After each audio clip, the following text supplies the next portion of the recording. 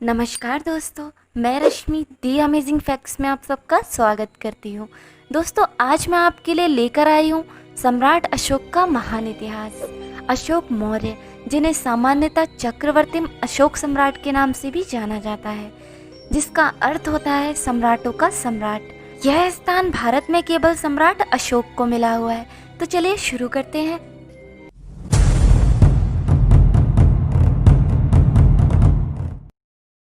दोस्तों, सम्राट अशोक का पूरा नाम देवानंद प्रिय अशोक मौर्य था।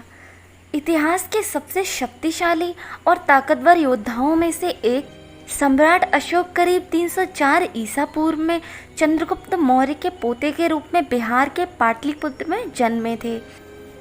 हालांकि इनके जन्म की तारीख के बारे में कोई पुख्ता प्रमाण नहीं है।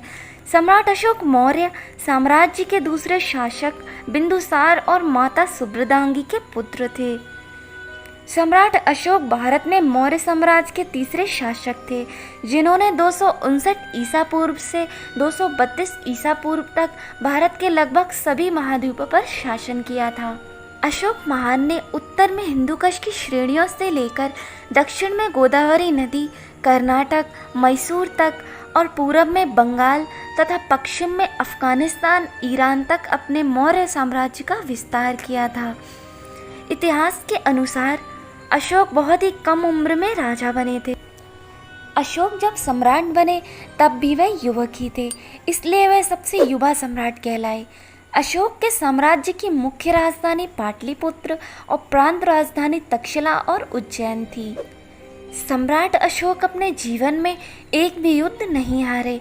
206 ईसा पूर्व में हुए कलिंग युद्ध में भीषण रक्तपात ने उनका हृदय परिवर्तन कर दिया और उन्हें बौद्ध धर्म का अनुयायी बना दिया। उनके ही समय में तक्षशिला, नालंदा, विक्रमशिला और गांधार जैसे 23 विश्वविद्यालयों की स्थापना की गई। इन विश्वविद्यालयों में विदेशों से भी शिक्षा प्राप्त करने के लिए छात्र भारत आया करते थे। सम्राट अशोक को अपने विशाल साम्राज्य से बेहतर कुशल प्रशासन तथा बौद्ध धर्म के प्रचार के लिए भी जाना जाता है। सम्राट अशोक ने संपूर्ण एशिया में तथा आज के अन्य महाद्वीपों में भी बौद्ध धर्म का प्रचार किया था। सम्राट अशोक के बनावा स्तंभ एवं शिलालेख आज भी भारत के अनेक स्थानों पर दिखाई देते हैं। अर्थशास्त्रियों की माने तो सम्राट अशोक के शासन के दौरान भारत की अर्थव्यवस्था बहुत ही मजबूत थी। पूरी दुनिया की अर्थव्यवस्था में भारत की अर्थव्यवस्था की 35% भागीदारी थी।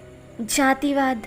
सम्राट अशोक के सुशासन और उनकी ऊंची सोच के चलते उनके शासनकाल में जातिवाद जैसी कोई प्रथा ही नहीं थी। अशोक के शिलालेख। सम्राट अशोक के शासनकाल में बनवा स्तंभों, चट्टानों और गुफाओं की दीवारों पर अब तक कुल 33 अभिलेख प्राप्त हुए हैं। ये आधुनिक बांग्लादेश, भारत, अफगानिस्तान, पाकिस्तान और नेपाल में जगह जगह पर मिलते हैं और बौद्ध धर्म के सबसे प्राचीन प्रमाणों में से एक माने जाते हैं। महान अशोक ने लगभग 40 वर्षों तक शासन किया, जिसके बाद लगभग 234 ईसा पूर्व में उनकी मृत्यु हो गई। उनकी मृत्यु कैसे और कहाँ हुई, ये बात अभी तक एक रहस्य बनी हुई है। कुछ इतिहासकारों के अनुसार सम्राट की मृत्यु तक्षशिला में हुई, वहीं कुछ का कहना है कि सम्राट ने पाटलिपुत्र में अपनी अंतिम सांसें लीं। उनके पुत्र महेंद्र तथा पुत्री संघमित्रा ने बौद्ध धर्म के प्रचार में महत्वपूर्ण योगदान दिया था। अशोक की मृत्यु के बाद मौर्य राजवंश लगभग 50 वर्षों तक चला। विश्व इतिहास में अशोक एक महान, एक अतुल्य चरित्र है। उनके जैसा ऐतिहासिक पात्र अन्यंतर दुर्लभ है। भारतीय इतिहास के प्रकाशवान तारे के रूप में वह सदैव जगमगाते रहेंगे। दोस्तों, अगर आपको ये वीडियो पसंद आई हो तो प्लीज़ इस वीडियो को लाइक करें, कमेंट करें और चैनल को सब्सक्राइब करना बिल्कुल भी ना भूलें।